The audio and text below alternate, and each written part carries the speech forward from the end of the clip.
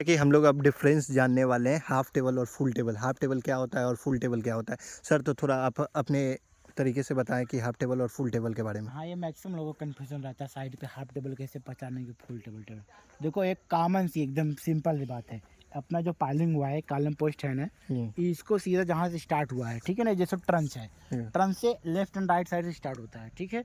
पहले हम इधर देख लेंगे, ठीक है ना। ओके। यहाँ से गिनेंगे, अपना अगर 11 आ गया, ओके, 11 पाइलिंग आ गया, 11 कॉलम पोस्ट है जैसे खड़े। 1 2 3 4 5 6। एक करके, दो करके, ऐसे ही हाँ। गिनेंगे। अगर 11 आ गया ऐसे ही, तो ओके। अपना ये सिंपल लैंग्वेज में फुल टेबल है। Okay sir. ठीक है ना। तो सर फुल टेबल पे कितना प्लेट लगता है? हाँ, अब जैसे बहुत कंफ्यूजन ये भी रहता है फुल टेबल में कितना रहता है।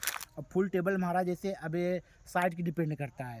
तो हमारा जैसे यहाँ पे रहता है लगभग 52 प्लेट्स आ जाएंगे यहाँ पे फुल टेबल में। फुल टेबल पे। हाँ और हाफ टेबल को भी एक बार थोड़ा बता दें। हाँ। अब इधर आओ, साइड में जैसे हाफ टेबल है, ये हाफ टेबल है। यहाँ से गिनेंगे आप लोग,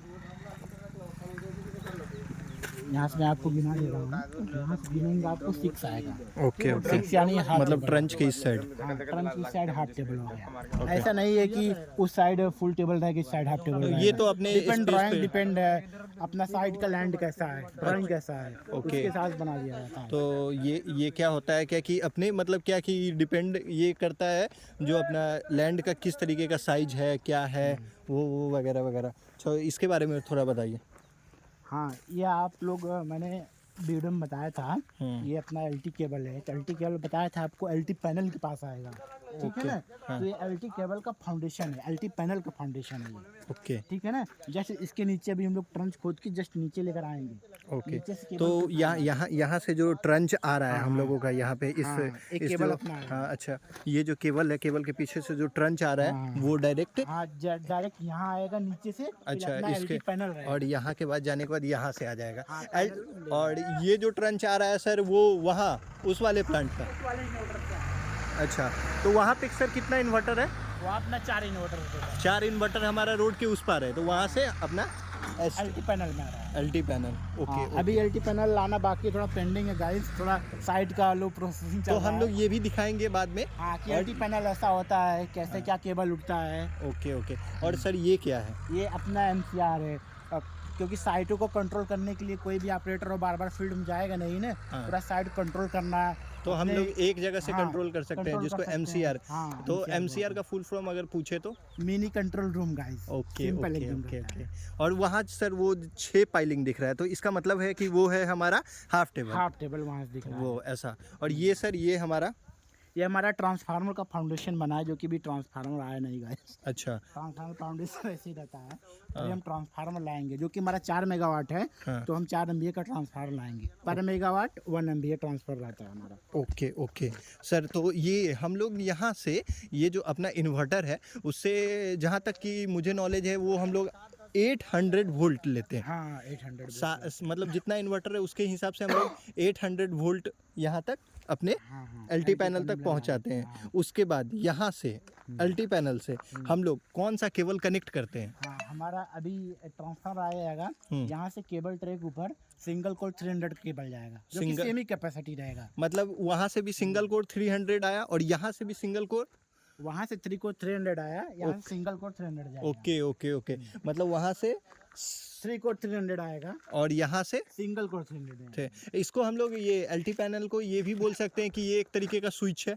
हाँ, एक तरफ स्विच है, सारे इन्वर्टर को कंट्रोल करना यही से होता है। अच्छा, अगर हम लोग को अगर कोई प्रॉब्लम होता है तो हम लोग यहाँ से स्विच से हाँ, बंद भी हाँ, कर सकते हैं, हाँ। मैनुअली भी और ऑटोमेटिक भी। ऑटोमेटिक भी। ओके। और यहाँ से सिंगल कोर। और 300 जाएगा ट्रांसफार्मर के पास। Okay sir.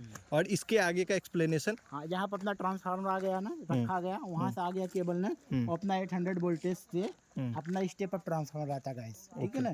स्टेप अप रहता है तो 11 के भी हमको कर दे, क्योंकि हमारा नीड 11 के भी ही है। ओके। तो 11 kV और का सर ये बता सकते हैं कि ये क्या है? ये है अपना चेकर प्लेट।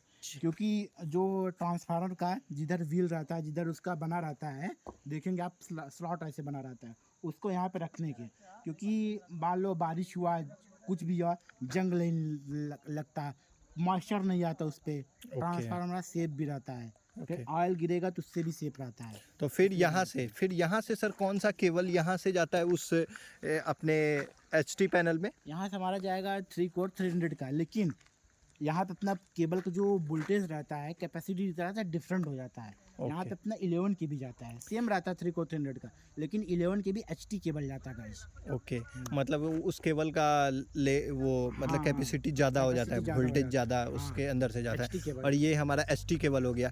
तो यहाँ पे इसको हम लोग IDT भी बोलते हैं। IDT मतलब इन्वर्टर ड्यू टू ट्रांसफार्मर, मतलब जो भी इन्वर्टर से वहाँ से जो भी आएगा, और ये हमारा यहाँ पे हम लोग जो ट्रांसफार्मर रखेंगे उसको पहले LT में जाएगा, LT से वहाँ अपने ट्रांसफार्मर में आओ, और ट्रांसफार्मर से हाई वोल्टेज 11 kV करके हम लोग ST तक देंगे। ST का काम होता है क्या कि अगर वहाँ से 11 kV आया तो उसको आगे ट्रांसफ़र कर देगा हमारा ट्रांसमिशन लाइन के थ्रू। और ये ट्रांसमिशन लाइन तो आप बेहतरीन तरीके से जानते ही होंगे, वो हमारा कट पॉइंट हो गया, ये हमारा वे हो गया, ऐसे करके यहाँ से अब हम लोग ऐसे करके यहाँ से अपने सब स्टेशन तक इस बिजली को पहुँचाएंगे जो हम लोग इस प्लांट से जनरेट करेंगे।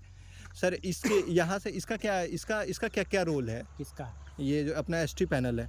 HT पैनल हमारा समझ लो प्लांट का एक दिल है, धड़कन है, क्योंकि हमको प्लांट का ऑपरेट कंट्रोल, कोई भी फॉल्ट आए तो HT पैनल में आता है। खासकर अपने ट्रांसफार्मर को बचाना, LT पैनल को जो भी आएगा फॉल्ट HT पैनल आएगा, क्योंकि LT पैनल में जो भी रहता है मेन अपना रिले और सर्किट ब्रेकर लगा रहता है HT पैनल में।